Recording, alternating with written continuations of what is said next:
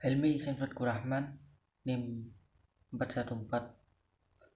Saya akan menjelaskan definisi uang. Definisi uang adalah uang dalam ilmu ekonomi adalah alat pembayaran transaksi yang menjadi tolak ukur harga atau nilai barang dan jasa.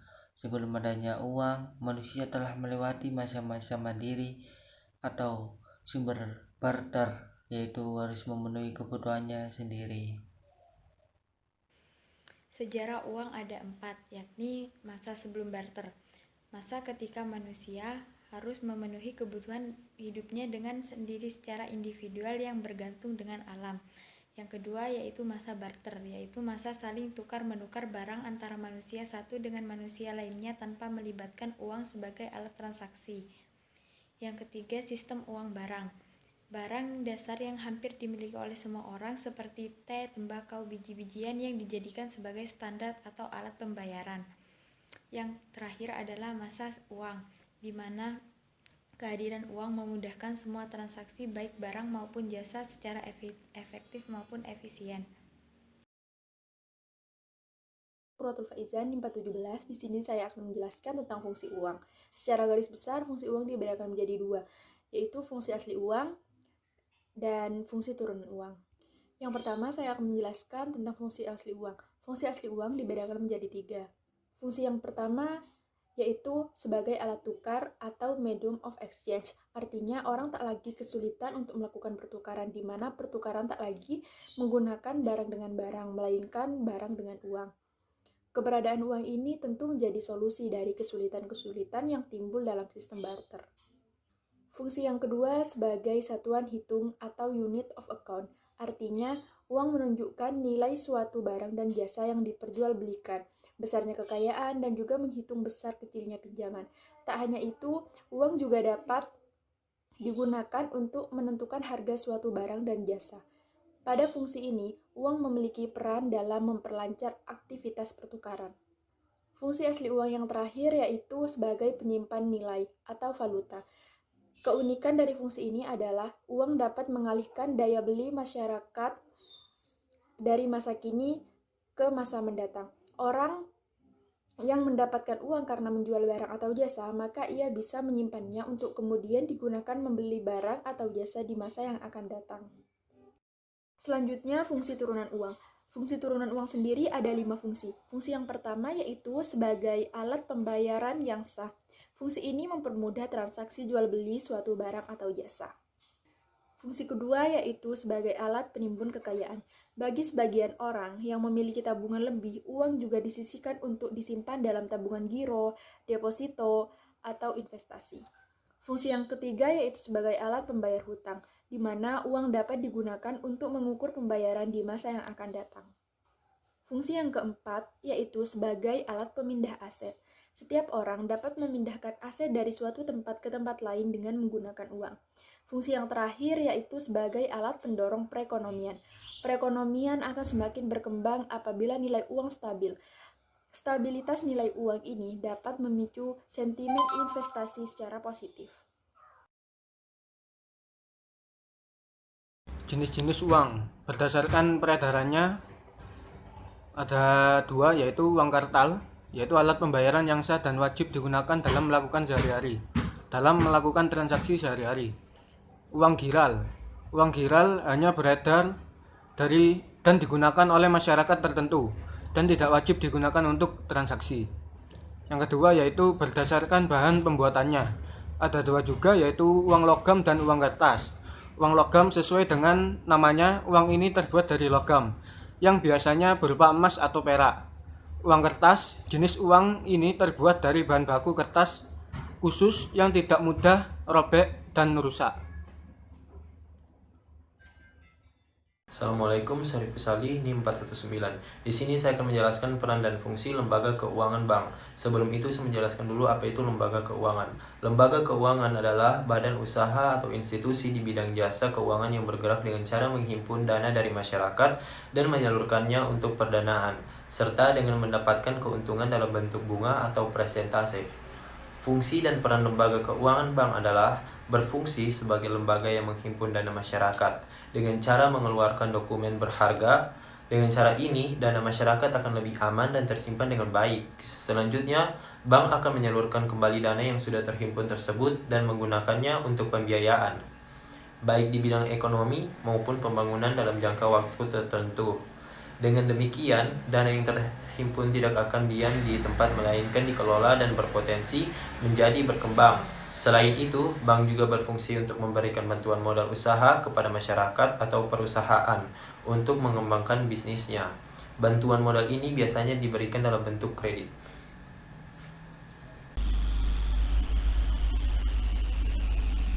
Lembaga keuangan bukan bank. Lembaga keuangan bukan bank atau yang disingkat LKBP adalah semua lembaga atau badan yang melakukan aktivitas keuangan baik secara langsung maupun tidak langsung, yang menghimpun dana dari masyarakat dengan menerbitkan surat-surat berharga dan menyalurkan dana tersebut untuk membiayai investasi di berbagai perusahaan. Lembaga keuangan bukan bank ini juga memiliki peranan yang sangat penting bagi pertumbuhan perekonomian negara Indonesia. Sebab dengan adanya LKBP ini, secara otomatis konsumsi domestik akan bergerak maju dan mendorong lajunya perekonomian Indonesia. Tujuan lembaga non-bank yaitu mendorong perkembangan pasar modal dan membantu permodalan suatu perusahaan yang mengalami kelemahan dalam hal ekonominya. Adapun peran dan fungsi lembaga keuangan non-bank yaitu antara lain yang pertama yaitu menghimpun dana. Disebutkan bahwa salah satu fungsi dari lembaga keuangan bukan bank adalah untuk menghimpun dana. Dana tersebut berasal dari nasabah dan dikeluarkan dalam bentuk surat-surat berharga. Kemudian dana itu akan disalurkan kembali untuk pembiayaan investasi bagi perusahaan atau perseorangan. Yang kedua yaitu memberikan kredit. Fungsi selanjutnya dari lembaga yang satu ini adalah memberikan kredit kepada peminjam untuk pembelian barang seperti kendaraan atau alat elektronik.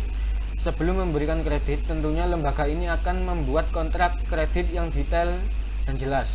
Hal itu dimaksudkan agar peminjam bisa tahu berapa biaya cicilan yang harus dibayarkan setiap bulannya. Dalam mengajukan kredit di lembaga ini, para konsumen harus menyiapkan beberapa data yang diperlukan, misalnya riwayat kredit dan sebagainya. Biasanya survei juga tetap dilakukan oleh pihak lembaga sebelum menyetujui suatu pengajuan kredit. Yang ketiga yaitu menjadi perantara. Lembaga keuangan bukan bank memiliki fungsi menjadi perantara bagi perusahaan yang membutuhkan modal dengan pemilik modal. Peran yang satu ini tentunya akan memudahkan perusahaan yang ada di Indonesia untuk mendapatkan sumber permodalan berupa pinjaman dari dalam maupun luar negeri. Yang keempat yaitu mencari tenaga ahli. Fungsi selanjutnya yaitu mencari tenaga ahli. LKBP ini rupanya juga akan bertindak sebagai perantara untuk mendapatkan tenaga ahli. Para tenaga ahli tersebut diharapkan mampu memberikan wawasan baru dalam bidang finansial. Yang kelima yaitu melakukan usaha di bidang keuangan.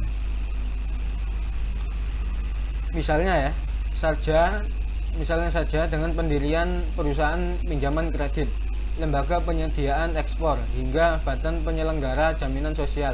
Namun sebelum membentuk suatu usaha di bidang keuangan harus tetap mendapatkan persetujuan dari Menteri Keuangan terlebih dahulu. Baik, selanjutnya saya akan menjelaskan penawaran uang. Nama saya Andri Dwi Kusdianto, NIM 415. Dalam buku Makroekonomi, pengantar teori karya Sadono Sukilno, penawaran uang memiliki dua arti. Secara sempitnya, diartikan sebagai uang kartal dan uang gilal yang berada pada suatu waktu tertentu. Secara luasnya, penawaran uang diartikan sebagai jumlah uang kartal, uang gilal, dan uang kuasi yang beredar pada waktu tertentu. Uang kuasi merupakan uang yang tersimpan di bank dalam bentuk tabungan.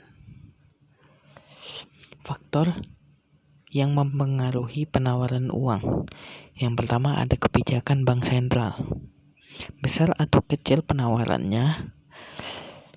uang dipengaruhi oleh bank sentral.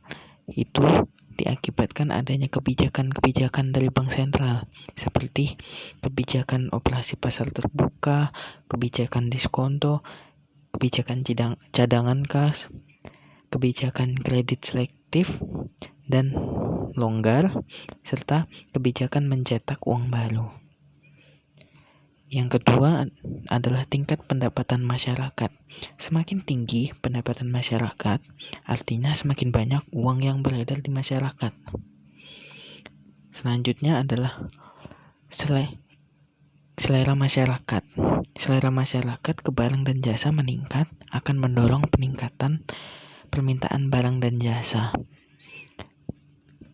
Tingginya permintaan barang dan jasa, maka harganya juga akan meningkat.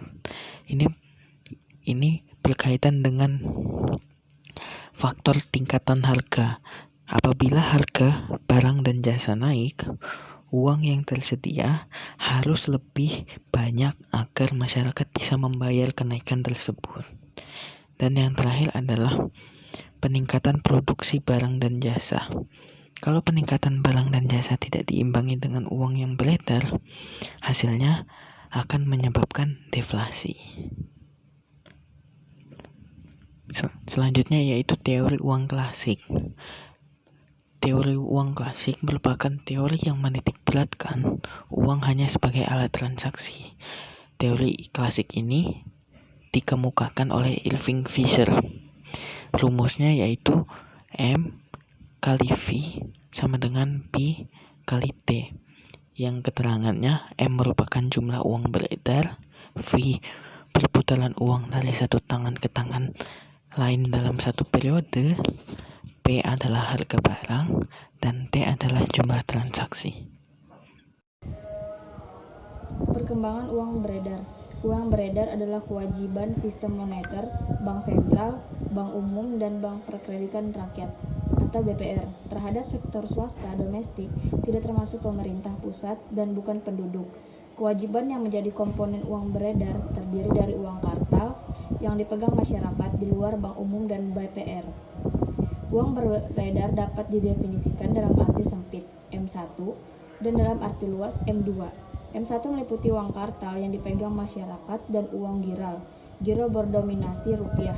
Sedangkan M2 meliputi M1. Uang kuas mencakupi tabungan, simpanan berjangka dalam rupiah dan falas, serta giro dalam valuta asing.